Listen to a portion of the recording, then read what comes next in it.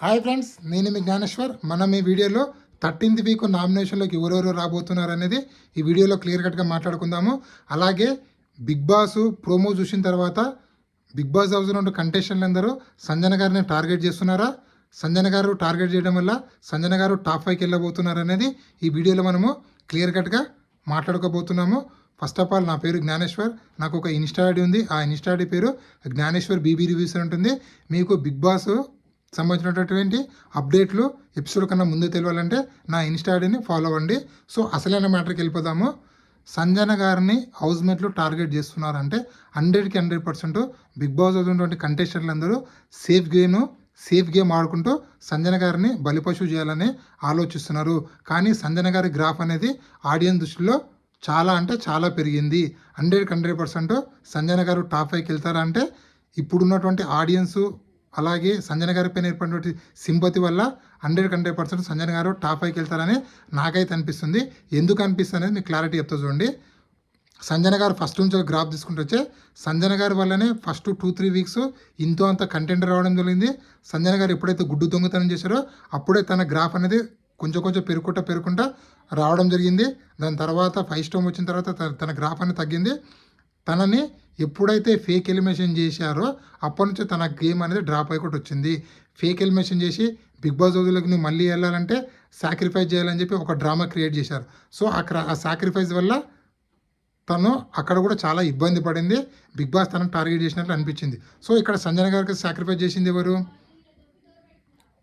ఇమాన్యుయల్ ఏమో క్యాప్టెన్, బర్నీ గారేమో gold box, ఒకరేమో ఛాయ, ఎవరు మన కాఫీ తనుజ, హెయిర్ ఏమో రీతు చౌదరి. సో వీళ్ళు ఇచ్చి సాక్రిఫైస్ ఇచ్చి బిగ్ బాస్ హౌస్లోకి రావడం జరిగింది. బిగ్ బాస్ హౌస్లోకి వచ్చిన తర్వాత ఈ నలుగురు కంటెస్టెంట్లు ఇండైరెక్ట్గా మేము సాక్రిఫైస్ చేస్తే నువ్వు బిగ్ బాస్ హౌస్లో ఉండవు, లేకపోతే నువ్వు ఎప్పుడో హెల్మెట్ అవుతావు అని చెప్పి వీళ్ళు ఇండైరెక్ట్గా పోక్ చేయడం స్టార్ట్ చేశారు. సో అక్కడ కూడా సంజన గారు నలిగిపోయారు. అక్కడ కూడా సంజన గారి పైన ఆడియన్స్కు కొంచెం సింపతి అనేది ఏర్పడింది. దాని తర్వాత ఫ్యామిలీ వీక్లో నీకు బిగ్ బాంబ్ వచ్చిందని చెప్పి ఫ్యామిలీ వీక్ నీకు లేదని చెప్పి అక్కడ కూడా సంజన గారి పైన ఆడియన్స్కు సింపతి ఏర్పడేటట్లు బిగ్ బాస్ ప్లాన్ చేసిండు. అక్కడ సక్సెస్ అయ్యిండు. అక్కడ కూడా కంటెస్టెంట్లను అడుక్కునేటట్లు చేసిండు బిగ్ బాస్. ఇక్కడ కళ్యాణ్ పడాలని అడిగిండు, అక్కడ బర్నీ గారిని అడిగింది, అక్కడ ఇమాన్యుల్ అడిగిండు. వాళ్ళందరూ టైం ఇస్తే వాళ్ళ ఫ్యామిలీ అనేది లోపలికి ఎంట్రీ అయితే జరిగింది. అక్కడ కూడా ఫ్యామిలీ ఆడియన్స్కి సంజన గారు కనెక్ట్ అవ్వడం జరిగింది. అదేవిధంగా నిన్న ఎపిసోడ్తో సంజన గారు టాప్ 5 బెర్త్ అనేది కన్ఫర్మ్ అయింది. అది ఎలా కన్ఫర్మ్ అయిందంటే ఆల్మోస్ట్ ఆల్ 30-40 మినిట్స్ నిన్న ఎపిసోడ్లో మొత్తం సంజన గారే ఉన్నారు. సంజన గారి చుట్టే తిరిగింది. రీతు చౌదరి వర్సెస్ సంజన గారి గొడవల్లో సంజన గారికి తప్పని చెప్పి నాగార్జున గారు చెప్పడం జరిగింది. సో అక్కడ తను ఏం చెప్తున్నాడంటే, నేను చూసిందే చెప్పాను సార్, కొత్తగా ఏమని చెప్పానా, ఏదైనా బూతు మాటలు మాట్లాడినా?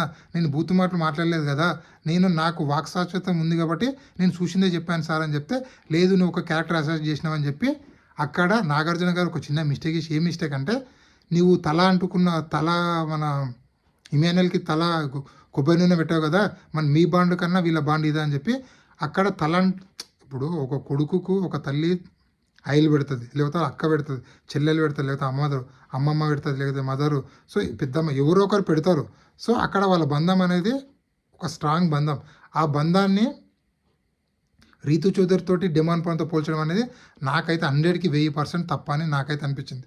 మీకు కూడా అదే విధంగా అనిపిస్తే కింద కామెంట్ చేయండి. ఎందుకంటే రీతు చౌదరికి డిమాండ్ పాయింట్ ఆ బంధాన్ని, ఆ హగ్గు చేసుకునే బంధాన్ని, పక్కన అతుకొని కూర్చునే బంధాన్ని ఇక్కడ తల్లి కొడుకు బంధానికి కంపేర్ చేయడం ఏంది నాకు అర్థం కాదు.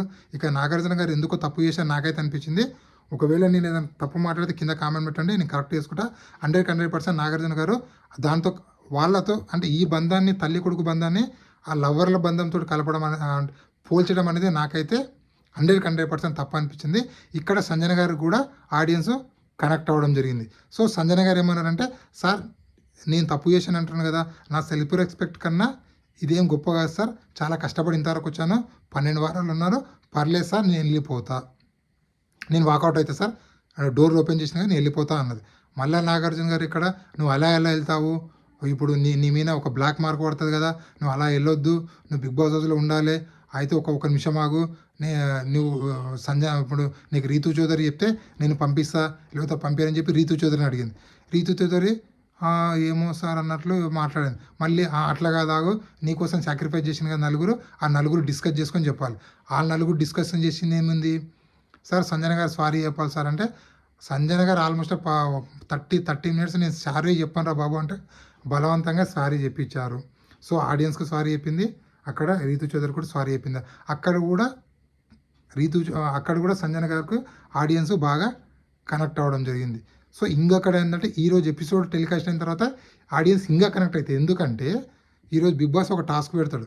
చెట్టు పైన కొన్ని ఫోటోలు ఉంటాయి, ఆ ఫోటోలు బిగ్ బాస్ హౌస్లో ఎవరు అర్హులు కాదో అని చెప్పి ఆ చిత్తబుట్టలు చెప్పాలి అంటే ఇక్కడ డిమాన్ పవన్, రీతు చౌదరి, మన తనుజ, ఇమాన్యుయల్, భరణి, సుమన్ శెట్టి అందరూ వరుసగా తనకి ఎవరు సంజన అని చెప్పుకుంటూ వచ్చాను. అరే నిన్న మీకు ఒక ఛాన్స్ వచ్చింది, భరణికి, తనుజకు, ఇమాన్యుయల్కు, రీతు చౌదరికి ఏమని ఛాన్స్, ఆమె ఇంట్లోకి వెళ్ళి పంపించాలంటే పంపించేద్దామని చెప్పి 1 మినిట్ ఛాన్స్ ఇచ్చారు.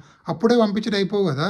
మిమ్మల్ని అసలు నిన్న ఉండమని చెప్పింది ఎవడు, సాక్రిఫైస్ చేసి బిగ్ బాస్ హౌస్కి రావాలన్నాడు చెప్పమన్నాడు ఎవడు, మళ్ళీ ఇప్పుడు నువ్వు బిగ్ బాస్ హౌస్కి వెళ్ళాలని చెప్పమన్నాడు ఎవడు.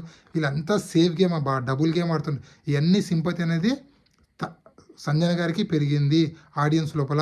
అందుకోసమే సంజన గారికి అన్అఫీషియల్ ఓటింగ్ చూసుకుంటే ఆల్మోస్ట్ 40% ఓటింగ్ అనేది పడుతుంది. ఎందుకంటే 13th వీక్లో క్యాప్టెన్ అయినటువంటి కళ్యాణ్ పడాలి తప్ప మిగతా రిమైనింగ్ కంటెస్టెంట్లు అందరూ నామినేషన్లో ఉన్నారని చెప్పి అన్అఫీషియల్ పోలింగ్లో ఓటింగ్ పెడితే ఆల్మోస్ట్ సంజన గారి ఓటింగ్ అనేది 40%లో ఉంది.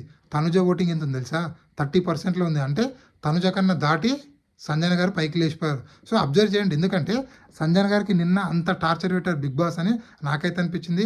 నాగార్జున గారు కూడా టార్చర్ పెట్టారు నాకైతే అనిపించింది. అలాగే బిగ్ బాస్లో కంటెస్టెంట్లు అందరూ టార్గెట్ చేశారని నాకైతే అనిపించింది. సో మీకు కూడా సంజన గారిని టార్గెట్ చేశాడు బిగ్ బాస్, నాగార్జున అనిపిస్తే కింద కామెంట్ పెట్టండి. అదేవిధంగా హౌస్మేట్ కూడా టార్గెట్ చేశారనిపిస్తే కింద కామెంట్ పెట్టండి. ఈ వీడియో నచ్చినట్లయితే లైక్ చేయండి, షేర్ చేయండి, సబ్స్క్రైబ్ చేసుకోండి. ఇలాంటి కొత్త వీడియోలు ఎప్పుడప్పుడు అందిస్తుంటాను. నా ఇన్స్టాగ్రామ్ కూడా ఫాలో అవ్వండి. ఇన్స్టాగ్రామ్ ఫాలో అవడం వల్ల బిగ్ బాస్ అనేది సంబంధించిన ప్రతి ఒక్క అప్డేట్ అనేది వస్తూనే ఉంటుంది. జై హింద్.